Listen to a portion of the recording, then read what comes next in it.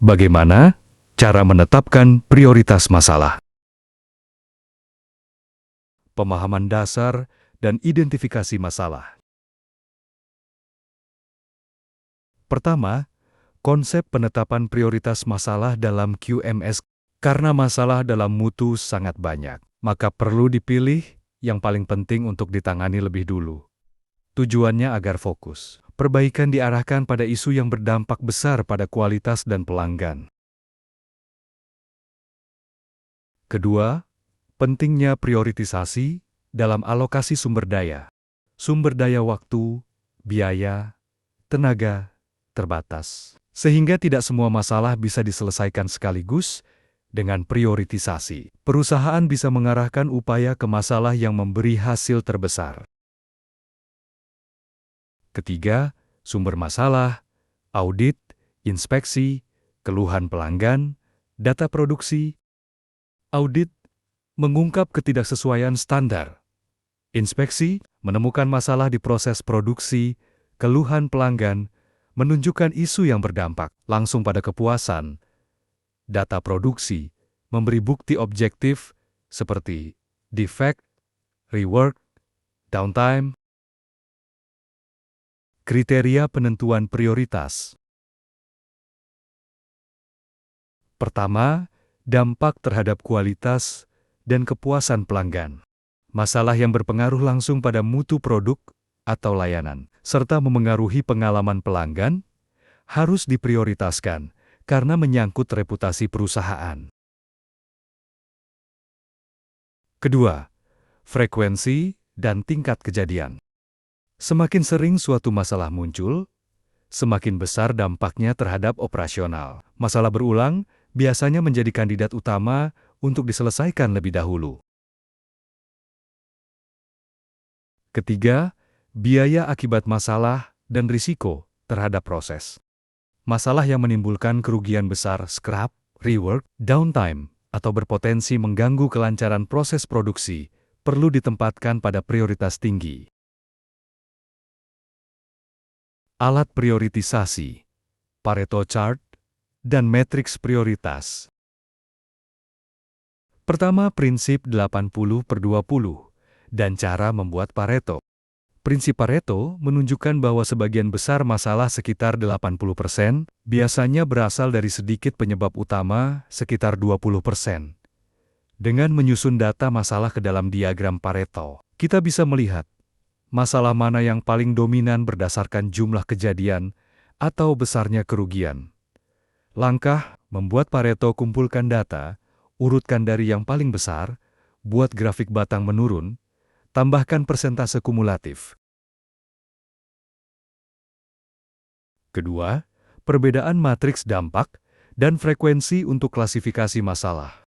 Matriks digunakan untuk memetakan masalah berdasarkan dua faktor, frekuensi kejadian berapa sering muncul, dan dampak seberapa besar akibatnya terhadap kualitas, biaya, atau pelanggan.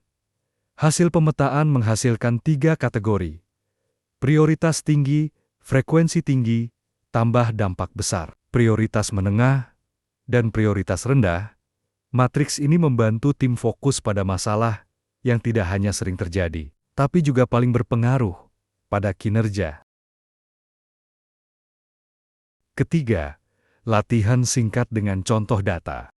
Peserta diberi contoh data sederhana, misalnya 100 cacat produk dengan berbagai jenis penyebab. Data ini digunakan untuk membuat diagram Pareto, kemudian dipetakan ke matriks dampak versus frekuensi. Dari latihan ini, peserta belajar menentukan masalah yang benar-benar perlu segera ditindaklanjuti. Alat prioritisasi, Risk Assessment FMI. Pertama, konsep severity, occurrence, detection. Severity, keparahan, menunjukkan seberapa serius dampak dari suatu masalah jika terjadi. Misalnya, defek kecil mungkin hanya memengaruhi estetika, tetapi defek besar bisa membuat produk gagal berfungsi. Occurrence frequency menggambarkan seberapa sering masalah terjadi. Masalah yang jarang terjadi bisa jadi prioritas rendah, sedangkan masalah berulang berpotensi menjadi prioritas tinggi. Detection kemungkinan terdeteksi, menilai sejauh mana sistem mampu mendeteksi masalah sebelum sampai ke pelanggan. Masalah yang sulit dideteksi lebih berisiko karena bisa lolos tanpa diketahui.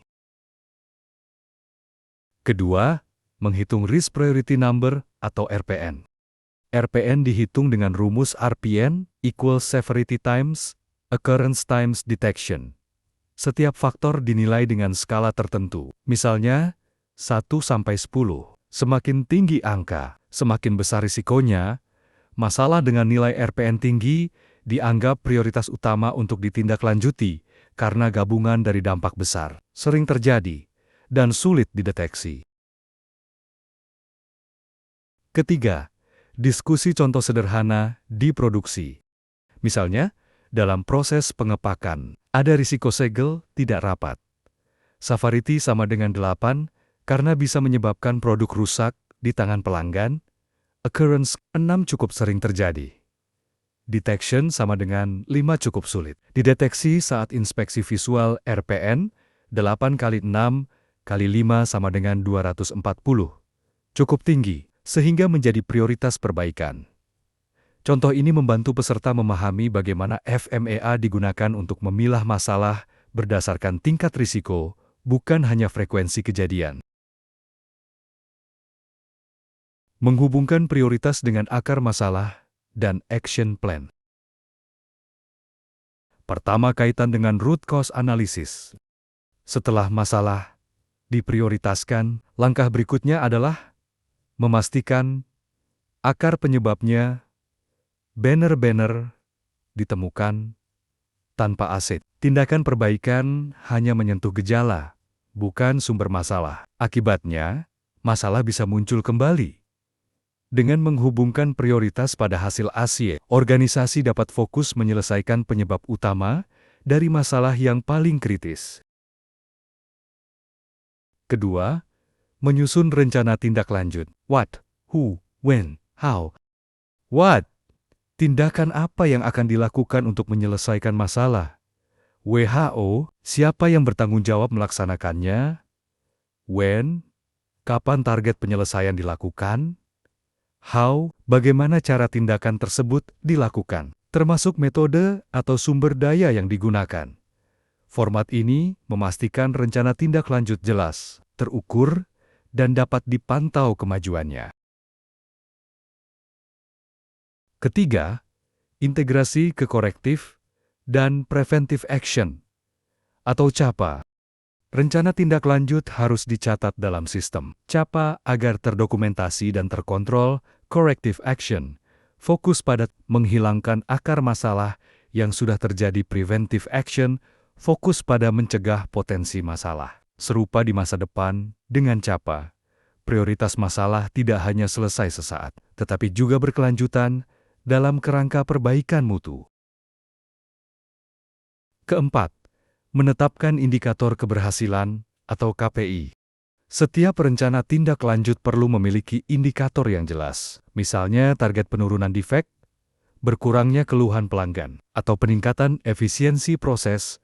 Dengan KPI, efektivitas tindakan perbaikan bisa diukur secara objektif, bukan hanya berdasarkan asumsi.